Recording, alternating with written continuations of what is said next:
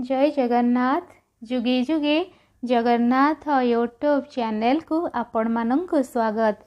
गले पछे जाऊ जीव तुम्ह नाम स्मरी, दया कर दीन बंधु प्रभु दई तारी। जय जय जगन्नाथ नाम शुभु थाऊ, ए दिन नाथ तव नाम भजु थाऊ। जय जगन्नाथ जय जगन्नाथ जय जय जगन्नाथ। पूर्व अध्याय रे आपण माने शुणुथिले जे रघुनाथ विश्व पिठा को जेहेतु जगन्नाथ को समर्पी देइछंती, से आउ खाली विश्व पिठा होई नाही, से प्रसाद होई जाइछि। प्रसाद को अवमानना न करी रघुनाथ सबु विश्व पिठा को सेवन करि देइछंती।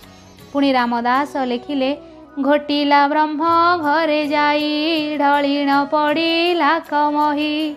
हारिला भकत जीवन, देखी आनंद गृहजन। आंटे कबाट किली देले, पुत्र को चाही पिता बोले। रजनी प्रभा तरुणीय, न पोड़ी पोती न पकाओ। लोके पूछिले कह एते, ज्वाई मोला तो सर्प घते। समस्त विषपिठा जेतबेले खाई देइछंती रघुनाथ तले पड़ी जाइछंती। तले पड़िबार देखी ससुर घर लोके अत्यंत आनंदित होई गले एवं विचार कले जे आम रास्तार कंटा सफा होई गला एवं आंट करी कबाटटी को बंद करिदेले। रघुनाथंकर ससुर पुत्र को कहउछंती सकाळ सकाळ नेई न पोड़ी पोती देबा पाई, एवं लोके पचारिले कहब आम ज्वाई को साप कामुड़ी देइछि, तांकर मृत्यु हो जाइछि।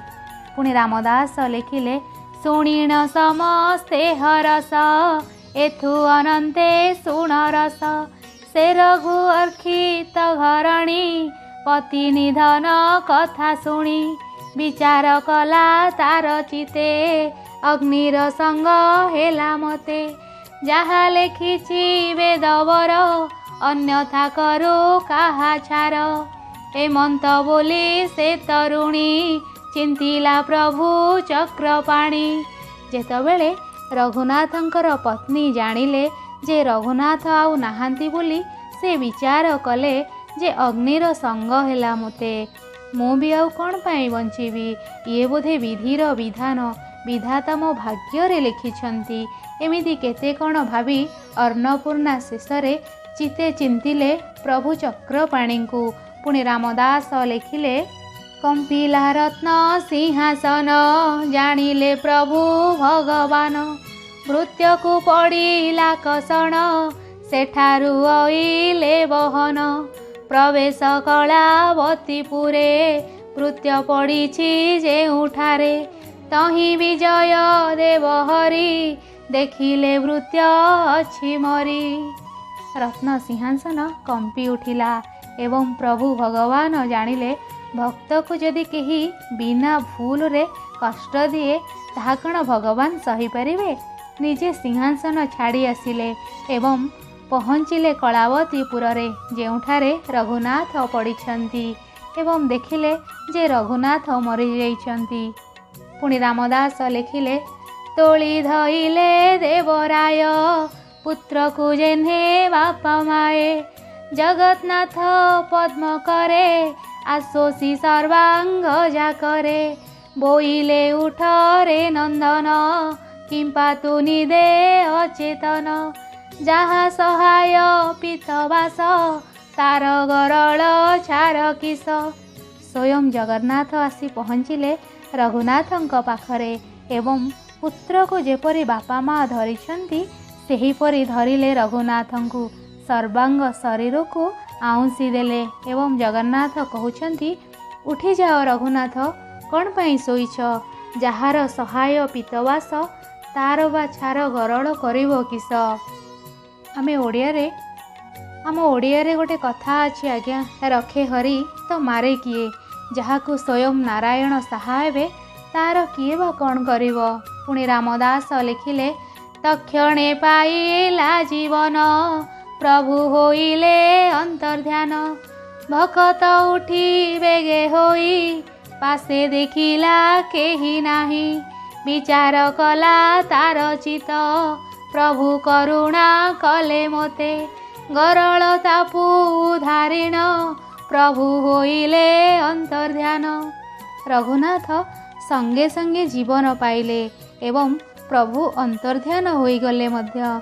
बेगे उठी पड़ी रघुनाथ देखिले पाखेरे केही नाहांती, विचार करुछंती रघुनाथ ये निश्चय प्रभु होइथिबे, आउ नहले किए बा ए गरलतापुरु मते उद्धार करिवो।